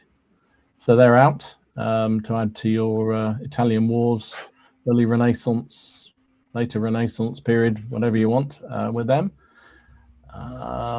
Also, back to Warlords again. Now, I don't know, Steve, are these new? I might come to you as the bolt action expert, but I think they are. They are. Japanese. Yes, they've. I mean, that the original Japanese box is really quite old these days. It's going back up to the early days. I'm very interested in these because I've always wanted a Japanese army for my as an op force for my US Marines. And when they said that these were new sculpts, and you get the you can even do the special naval landing force. You give the accessories for that as well. Where in the past they were like a metal add-on. I'm really, really looking forward to getting these. They do. I mean, that's just one of the sets they do. They've got a whole range of different starter sets. So if you're interested in the Japanese, go and check it out. But some of the Scots, I like the ones with the camo on the helmets. Yeah, and stuff. They look really got good. the leaves tied to the uniform. But yeah, for me, the SNFL was the big thing because in the past that was a separate box with metal bits to add to them. But that box, I haven't seen the sprue when it was announced a few weeks ago. It looks absolutely packed. But yeah, really interested in that. Really, really interested. Nice. There you go. Next up, Ian at Flags of War has a whole load more for his War of Austrian Succession figures out. So there's coming up very shortly anyway. This is Dutch Grenadiers marching, as it says here. You've got French artillery. Lovely sculpts, really nice indeed. And there's a French infantry command as well. I particularly like the general figures as well. Look at this chap. I like Carl very nice. He's had the pork pies, hasn't he? I know that's pot calling kettle and all that, but geez, yeah, that's fantastic. Really good. Lovely figure. And there's Field Marshal John Ligonier. And also that's Maurice Dussac. So yeah, some really nice figures there. If you're interested in the Austrian succession period, check out Flags of War. He's building up quite a little range there now, and that's another one of these passion projects. I think Ian is very much into that period and very interested in it. Oh, so you can get the flags while you're there as well, so it's even better. And Reconquer, they were sharing some of their January pre-release stuff. So he's continuing with the old peasanty things and the villagers and whatnot to go in the background, which I think are great. You need a bit of colour like that. But also, what about that? The stand for the jousting tournament. I saw that and immediately thought Blood Bowl. Blood Bowl, yeah. Stadium for your Blood Bowl. There you go. That would definitely work. It really would. It would, wouldn't it? Actually, now you said that, that's a definite must. Well, there you go. Double duty it can play. So that's pretty much all I saw. Anybody else? These things have eyes. Say again? I've just realised these things have got eyes. Quar. Really? Yeah, they do. Yeah, I've just stuck a head on without a helmet. I just realised, I was like, "What's that?" And I thought it was something to. I thought someone to realise this is eyeball, which means I've stuck it on one of its head on upside down. So. Oh yes, that happens. I've done that before now. Put them on upside down. Yeah. They really need some instructions. That's all I'm going to say. Right, that's all the news for now. So we'll get back to some of the stuff. So I'm going to look at some of the Facebook comments. Hang on. Oh, sorry. Carry on. You got something to say? We just did it without, just in case anyone is late to the stream. Next week is the final stream of the year, and it is our traditional Christmas one. So we invite you to join us with some refreshment. We are going to be painting Quar and talking. It's just going to be a bit of fun. We're having a bit of fun with it. I've stuck together, well, hopefully 3 and this little tank thing by the end. So I'm going to be doing that. Dom's done a few. Steve's got a few prep to go. Ken, we don't have a clue. We don't even know if he's turning up or what. But we are, of course, going to be joined by James of Shakos and Sprues, and for the 3rd year running, he is going to be running our Christmas. The Quarmageddon Christmas, the PCP Quarmageddon Christmas bingo. And there we go. There he's put together. There is our Quarmageddon Plastic Crack podcast bingo. Now, as with previous years, he will be producing bingo cards. Now, the way he will be putting up instructions in the Facebook group, but if you want one, I believe you just have to post up and reply to his post or message him and he'll sort you one out. Or you can easily create one at home by just basically making a grid and putting random numbers in it in any order. And then as the stream goes on, as the things get called out, where we'll be drinking. So it is going to be an alcoholic one. So you are welcome to join us for a drink. I believe that Sam did give James some of the scary good beer stuff. as well. Good stuff. So yes, so we are going to be all taking part, apart from Ken who drank his. Yeah, you know, I like that the Quars have eyes. It's a horror film. Dreaming of a Quar Christmas. So yeah, Quar humbug. Quar, bravo. Oh my goodness. Some great Quar jokes. So apparently he does have a scary beard. So yes, we're going to be joining that. So we invite you to come and join us. So go if you want to take part. It's pretty straightforward. You can either message James or reply to his post in the group, and he'll sort you out of a card, or we have instructions on how to do it as well. And then we will be off for a fortnight.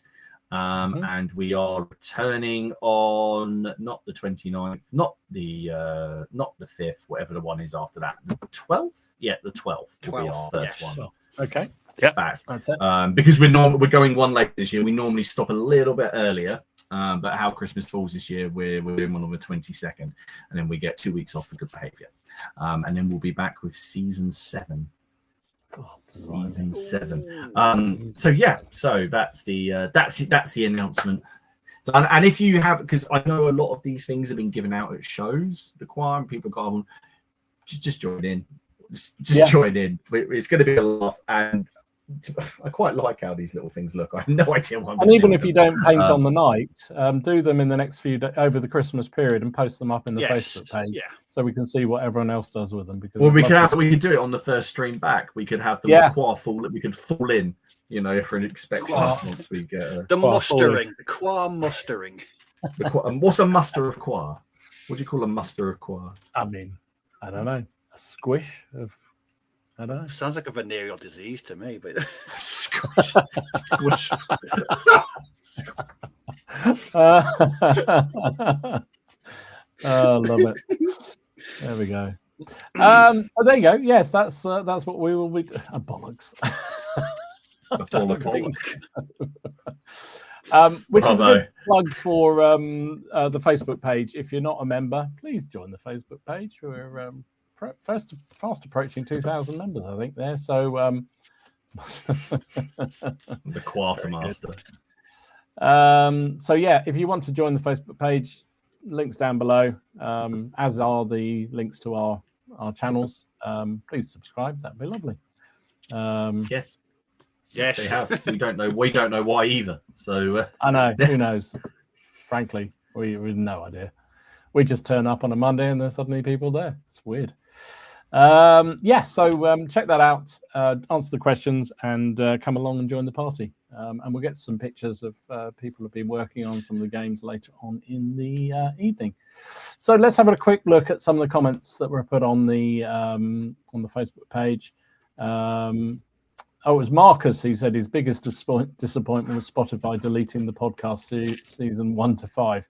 That's what it wasn't there, Marcus. I don't think we started until season 6, so it's probably not deleted. It's just there. Matt said, for me, a great year, but to answer your questions, the project he didn't expect to start this year was Judge Dredd. Yeah, the editor of 2000 AD stay with us at the French Wargames holiday for a week. He had a couple of old GW figures and some mongoose painted and unpainted in my collection. And to my surprise, several boxes of magazines, annuals, and 6 Warlord kits arrived as a gift. So I commenced painting them and really enjoyed it.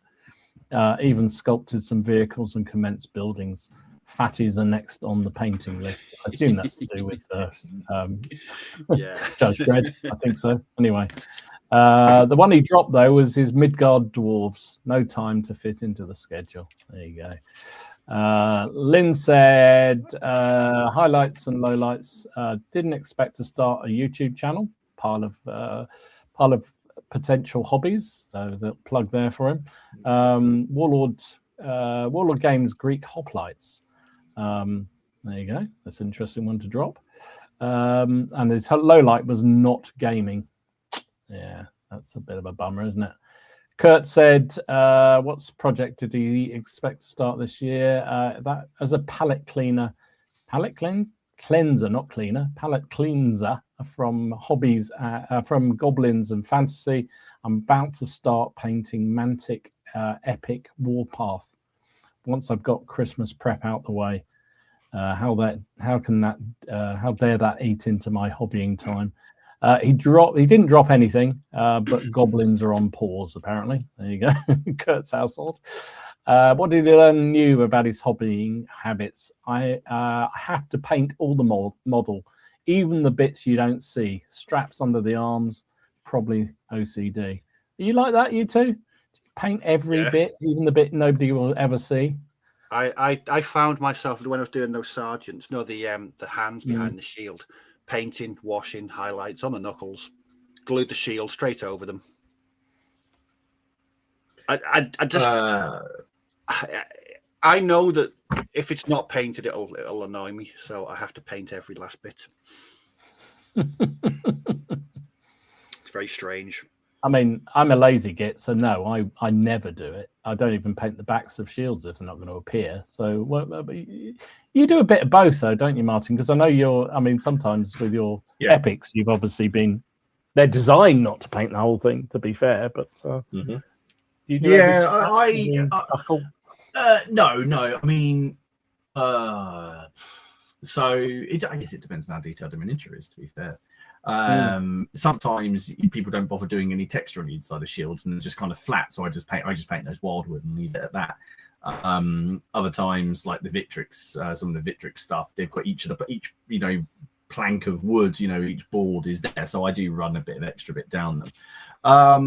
But stuff that it just all depends on the pose. I'm gonna bitch out and be a bit like that, because if someone's got their shield up like that in the air and you can see the underside of it, but the Romans, my Caesarians who were holding it there, not only did I not paint the backs of the shields, all I did was I painted them in contrast paints, but I only bothered doing highlights on the upper shoulder, the bits you could see, because the scutum covers 2/3 of the body, so which is it's designed to do. If I had hoplites, I'd probably be doing the same. It depends. It depends on what I'm trying to achieve. It's a skirmish game, and I've only got a few miniatures on the table. I'll probably do more detail. Definitely. If it's a big unit, then now not so much. So Hobby Brush said the thing he learnt from this year is he finally accepted the decay of age and started wearing reading glasses because it's good for his painting details. Yeah, it comes to us all, mate, I'm afraid. The thing he dropped, he never drops a project, just delays it. Sometimes for a decade, for granted, but it's not dropped. Good man. Good man. Carl Burks, he said, thing he picked up this year, just bought some 15mm Babylonians that were not on the radar at all. And again, he's another one that doesn't drop projects per se. However, he has started selling off his unpainted Warhammer fantasy figures. So that sort of counts. Yeah, it does a bit. Steve Harbour, he's blaming CrackCon. He said the project he didn't expect this year was Epic ACW. So that's what CrackCon did for him. His hobbying habits that he got, that I get strange feel of satisfaction after completing large units. Yeah, good man. Good man. So yeah, lots of things. CrackCon gets blamed for a lot of things. Probably lots of epic figures is probably a good reason as any.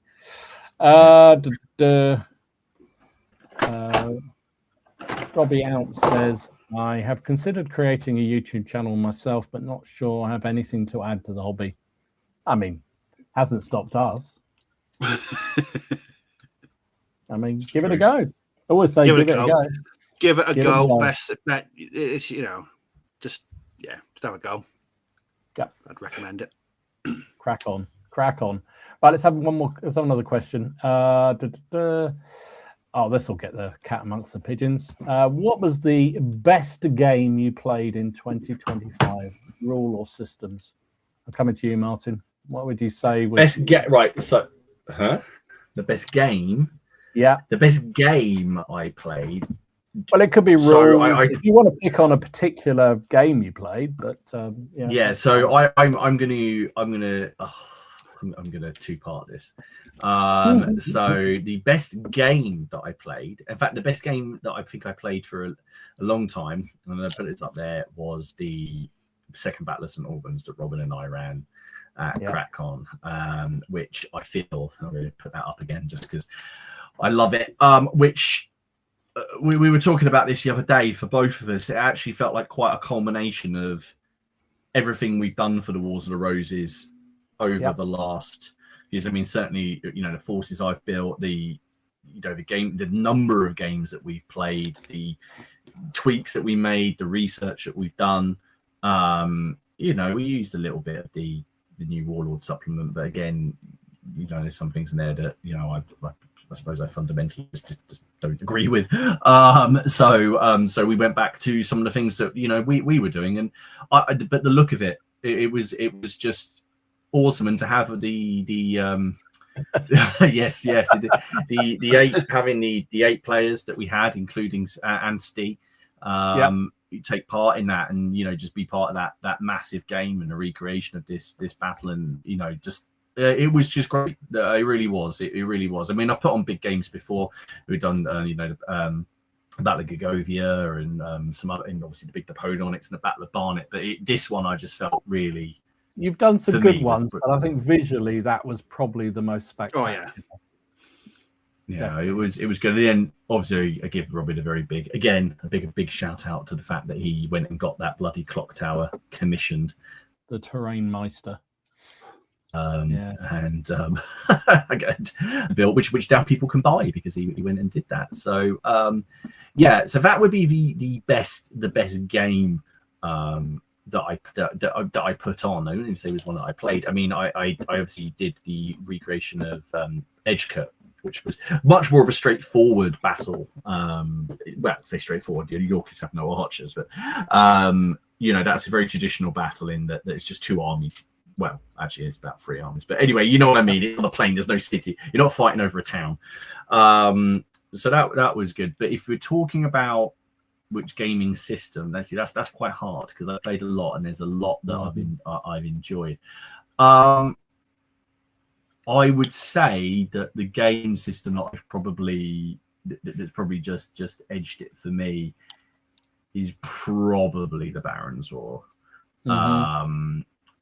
I do really enjoy Pillage for the ease at which Pillage is, to me, it kind of feels a little bit. Obviously, they're completely different. It's very adaptable for homebrew scenarios and things like that. But I think as a set of rules, Baron's War is laser focused on what it's trying to do, and I think Pillage is very wide, and I like that, and I like how you can pick it up and you can just play it. It's great, and it's probably done more for getting people into historicals from the people who like Lord of the Rings strategy battle game and get people in with Victrix and everything like that. But obviously that rule set is younger than the Baron's War, and they're on their 2nd edition. So I've enjoyed them all. And also, I mean, I don't count because Ruckus was last year's, and I love that. That was actually last year that I started doing that. So I've had Ruckus, had Pillage, had the Baron's War, had Horrible Little Men, which is good fun as well. It's been a good year for people who like chainmail and sharp things. Don't know what next year is going to be, but I would probably say I've had a lot of fun with the Baron's War. I know I wouldn't be sticking together that stupid trebuchet if I didn't. So and also I've got to meet some very, very cool people because of Pillage and because of the Baron's War as well. So that's been fun. In fact, I've actually no, that's not been set in stone yet, so I won't mention it. Okay, no, forget that. Carry on. Yeah, you never said anything. It's fine. Whatever it was. What about you, Steve? I think I know where you're going with this one. What's the best game for you this year? Space Weirdos. I knew that was coming. Because yes. We all knew that was coming. I introduced my gaming buddy to Space Weirdos. Like I say, normally we just play bolt action. We've played 0-200 hours as well. Bolt action is the main thing. So I just thought, no. We're having a nerd day together. We've been to Phalanx. I said, right, we're going to play Space Weirdos this afternoon to introduce him to it. And I always hype up Space Weirdos, and whenever I show someone how to play it, I'm always terrified that the game's going to be really boring or nothing's going to happen. And this didn't. It was so brutal. Like, so we started off with four dudes aside, and by the start of turn 4. Most of them were dead. It was just one of the most brutal games of Space Weirdos I've ever played. There was just one sort of exchange that summed it up, and so my mate's guy had a shotgun and he was shooting at my leader who was just down, and he was just all over the floor and he couldn't hit him, and it was hilarious. It was absolutely hilarious. But for me, it just summed up the fact that you can teach someone a game like Space Weirdos in about 15 minutes, and they fully grasp virtually the entire game after that. And it's just a great feeling. I just love that game so much. I know John likes it. I know What Kebabs mentioned playing it as well.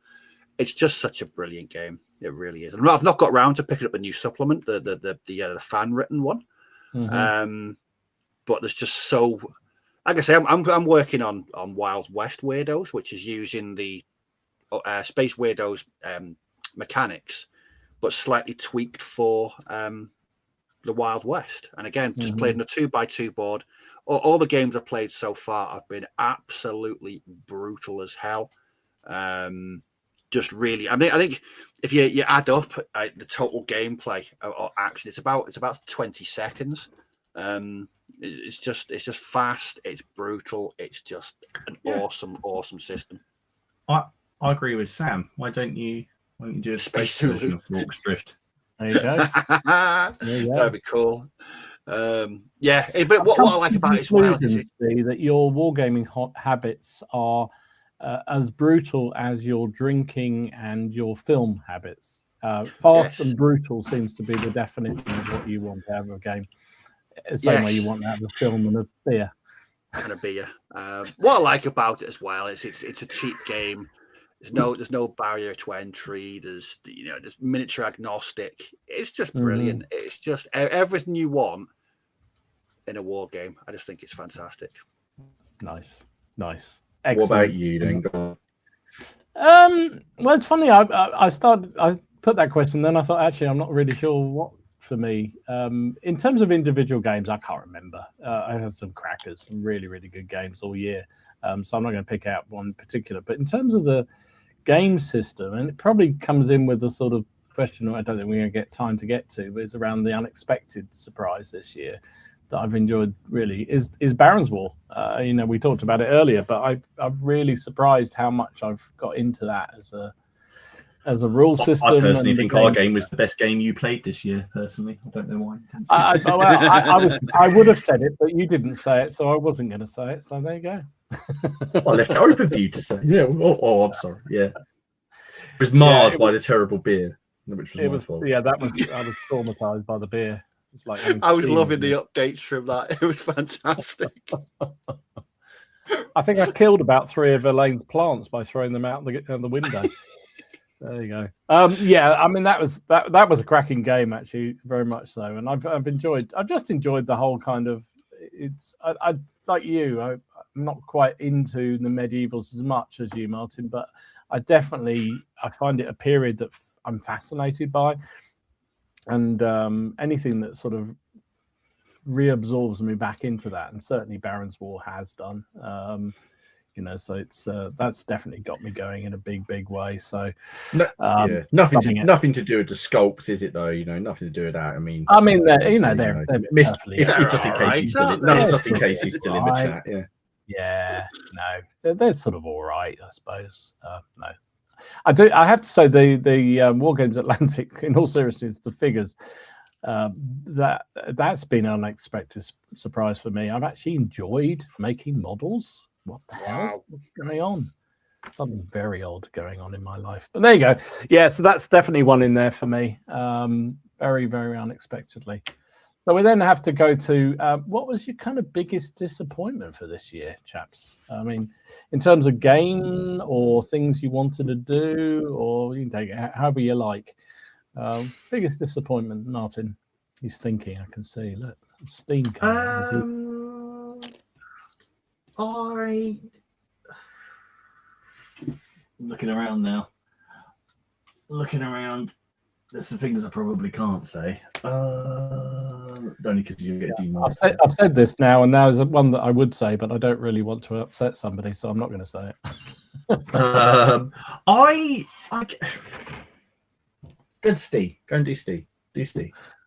James said Dom's view on Prussians is the most disappointing this year. That's not only unique to this year, though. That's not unique to this year. I mean, I've got Prussian army, mate. What more do you want? I painted tons of Landschnitz for CrackCon last year, the year before. Paul wants to know what's. Rory wants to know. They're lovely figures, Paul. I have got something that's disappointing. Right. Okay. So, how do I put this in a way that it doesn't sound like I'm just moaning? So I was really impressed with the quality and regularity of the supplements that were coming out for for Hail Caesar and Pike and Shot. And I was looking forward to the ones that were coming out for Black Powder, like the Chromium one. Obviously, I completely appreciate that Conflict 47 has come out. I feel that because I felt they were on a bit of a roll with the supplements and those 3 game systems. I know Steph doesn't care at all, and he couldn't give a thing about any of this. I know he's going to comment. but I do really think those supplements are really, really good. So, they were on a really good run of them, like the Italian Wars, the Samurai one, Wars of the Roses, the Arthurian one especially was awesome. I just feel like it dropped off the radar. I think they feel like they will drop off the radar a little bit to me. Because I know I know they're smaller. They can't keep the support. I completely appreciate why. Yeah. Not, despite what people think, they are big for a historical wargaming company. They are, but they're pale in comparison to the size of, like GW, who can spot, and you've got to focus on one thing. And from what I understand, Conflict 47 has been huge for them. Oh, they've made. I really think it has been. But I was really enjoying those and getting. I guess if I was to pick a release that I was disappointed with, it would be the I didn't really care about the AWI. Epic stuff. I felt that like after the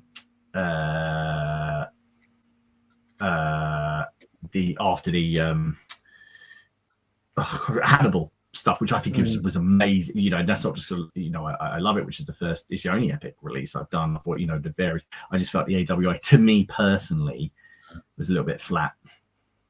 So that was my disappointment. There you go.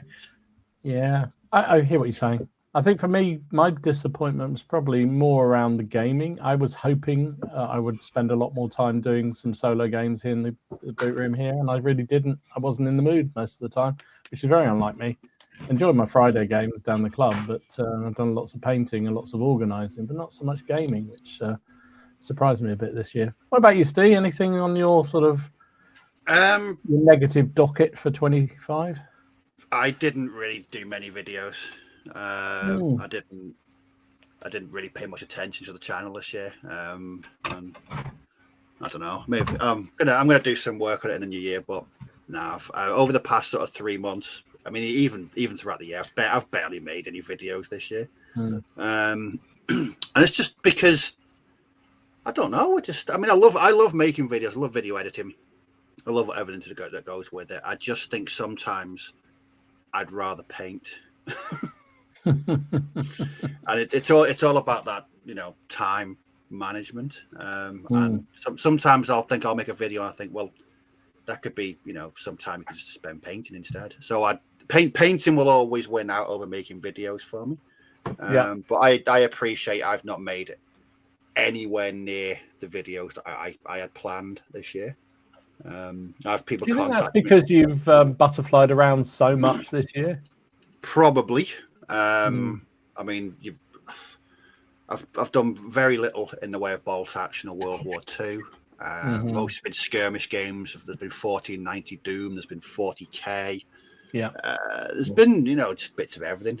Just not as many as I was hoping. Because I love the editing, and I love putting videos together. I love the back and forth of people in the comments. But I've had loads of people contact me and said, when's your next bolt action content, or when's your next World War II content? So I appreciate that people who watch or who like bolt action make up a large proportion of people that watch my videos. And I think even from the very early days, I've always been seen as a bolt action channel. And back in the day it was, but then I discovered that I can just jump around all different projects.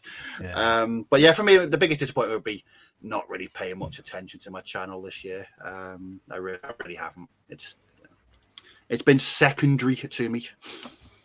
Yeah, well, I think sometimes these things go in waves, don't they? It's I know myself. I'm going to produce loads and loads of videos, and then suddenly I think, oh crikey, I haven't done anything for a week or so, and I'm not really sure what I'm going to do. I'll just do an update one. That always, and I enjoy doing them. So it's although I did actually tell myself the other day. Actually, I had a notification. I had 7 years of doing videos. So flipping heck, 7 years. Ridiculous. I'm up to 7 years. It was December 2018. I started my channel. So 7 years. Unbelievable. Yeah. No, you're about to say something, Martin. No, it's in the video front as well. I suppose there's nothing. I've had it been disappointing on the video front. If anything, I feel like I've maybe slowed down a little bit on videos, but I feel like I'm spending more time on them. Although I do go for this little period again where I seem to save up videos and then about 5 will come out and I have to kind of space them out. Yeah, but it's knowing what order to do them in. So I've really enjoyed learning some new stuff and working out how to do some things with the camera mainly, and some other bits and bobs, and investing a little bit of time into doing things. I've enjoyed that.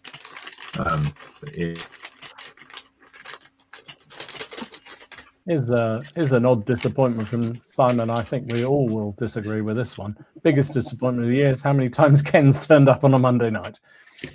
We're joking. He's joking. We love to see him. You just never know when he's going to turn up. That's the problem. Bless him. Bless him.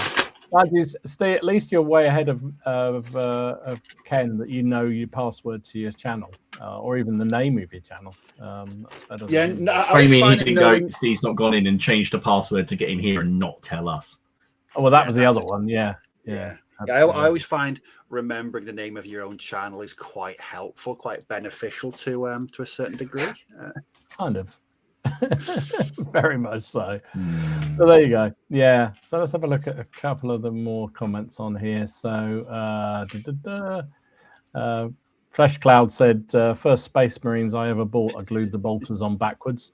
Yes. They used to have stops on the bolters, and I thought they were barrels. There you go. Yeah, I can appreciate that. Dear. Lazy Pirate said, "Oh no, I've done that one, haven't I?" He dropped all his. Oh, he did that on the sci-fi comment. stuff, yeah. He dropped all his sci-fi stuff. Sorry, we'll come back to that. Jason, having collected 15mm American Civil War figures for 30 years, having thousands of them, I never expected to start ACW in 28mm, all down to chart practice. Those are amazing Perry ACW figures.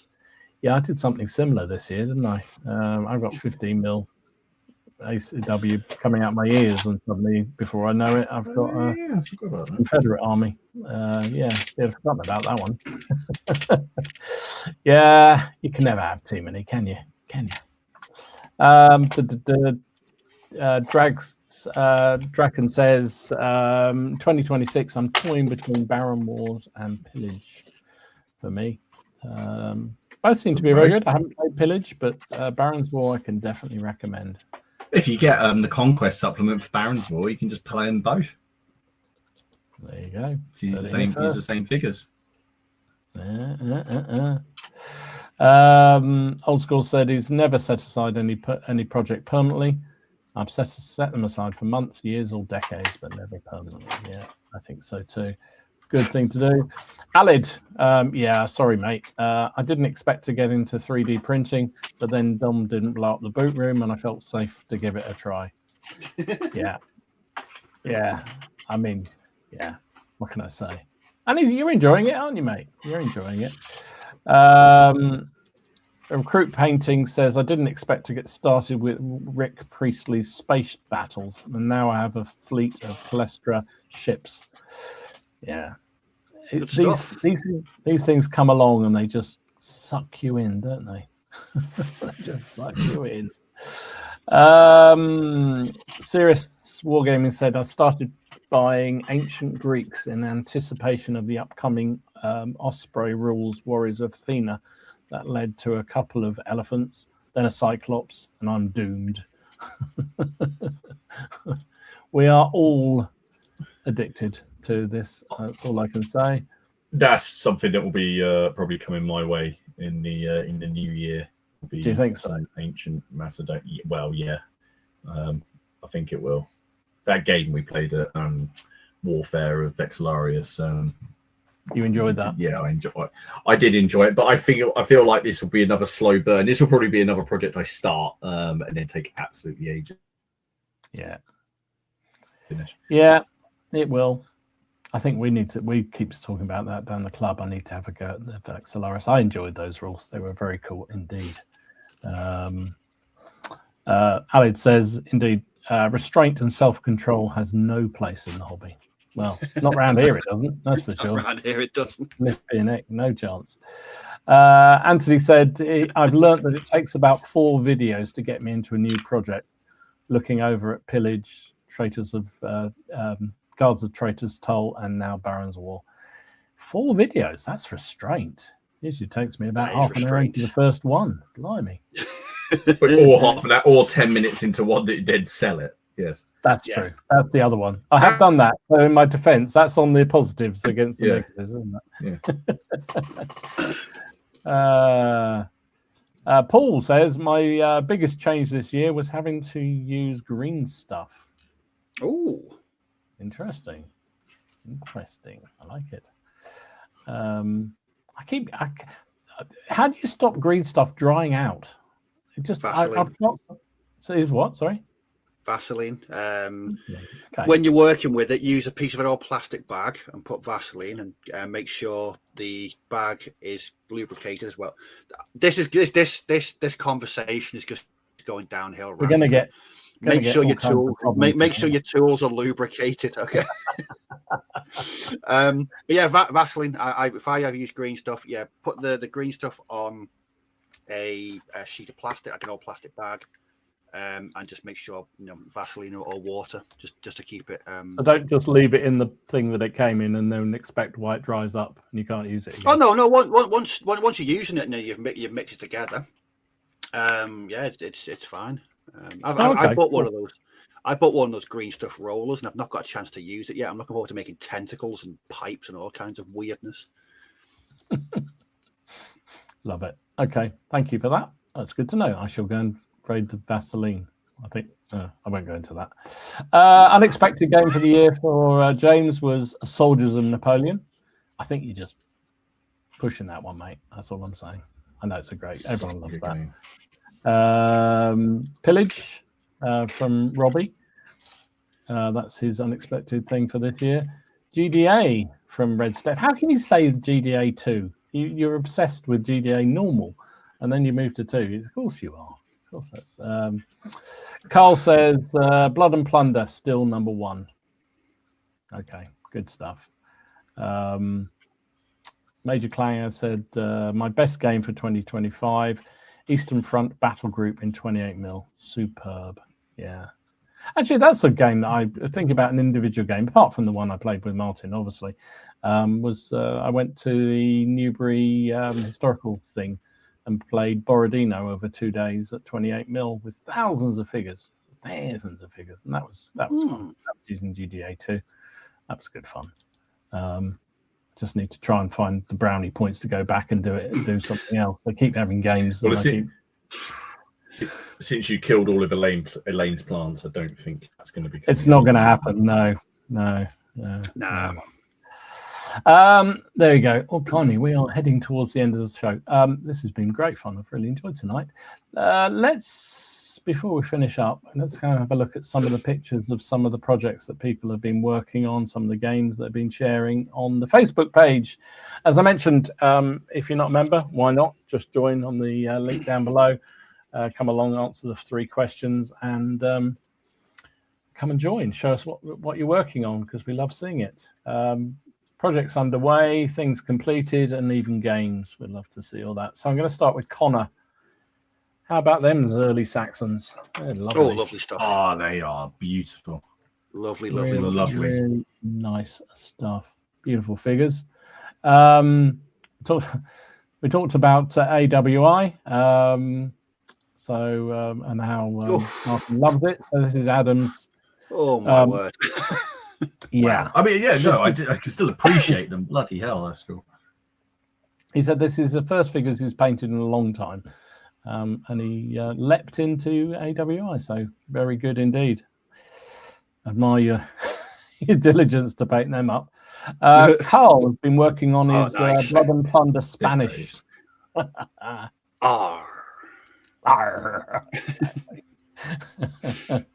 Very good indeed. Alex has been doing some excellent. Hey. Love it. And they're all nicely ordered. Look at them, all nice lines and everything. Fantastic. We've been talking a lot about Baron's War. Well, Judd has been working on some of his retinue for that. Brilliant. Very nice. Very nice indeed. Jason has been working on some of his French Napoleonic cavalry. So those are the 2nd Hussars.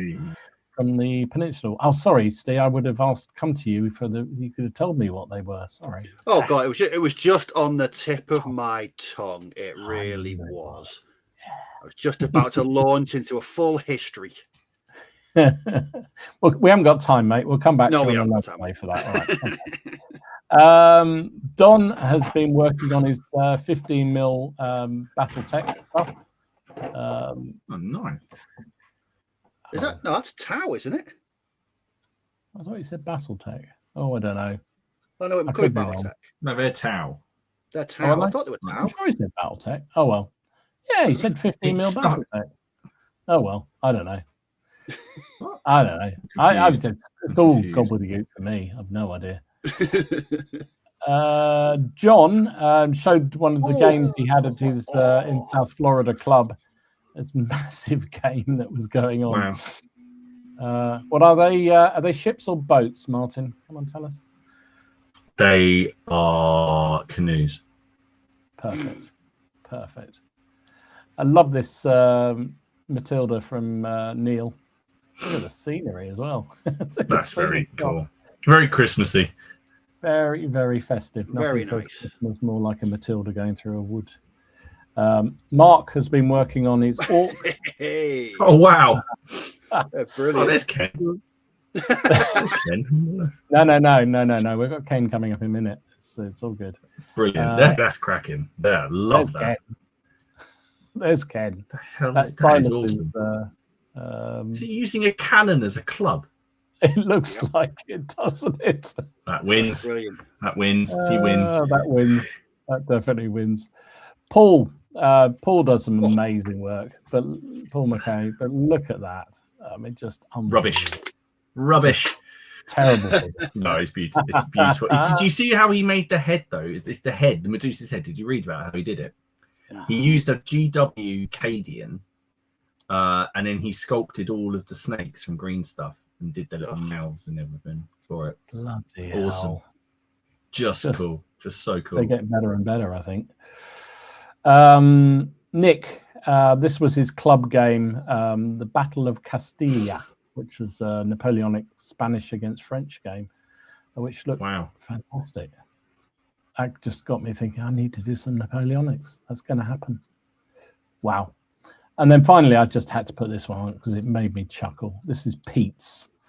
It's the red gobbo. That's the new one on the right. Yeah. Oh, that's very cool. I do like the red gobbo. I do like a squig. Very festive. festive. I was trying to explain to Hayley when we went to Warhammer World, I was trying to explain what a squig was. I don't think she's a... There was no candle for squigs. There should be. It didn't work. There you go. That is it. And we are over time, even allowing for a little bit of a later start. Thank you, everybody, for joining us tonight, as ever. Really appreciate it. This was the last but one show of 2025. Mm-hmm. Reminder, we'll be back on Martin's channel next week doing the Squidmageddon, or whatever we're calling it now. Quamageddon.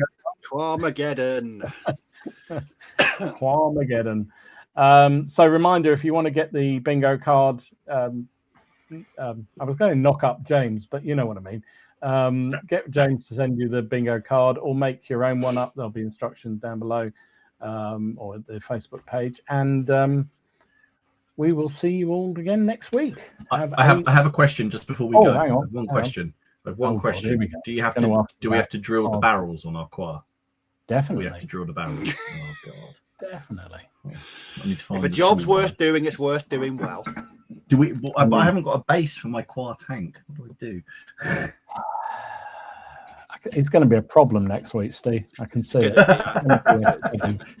It's going to be interesting. Is what it's going to be. It's going to be Have a fabulous week, everybody. We'll see you next week on Martin's channel. See you, everybody. Take care. Bye-bye. Bye-bye.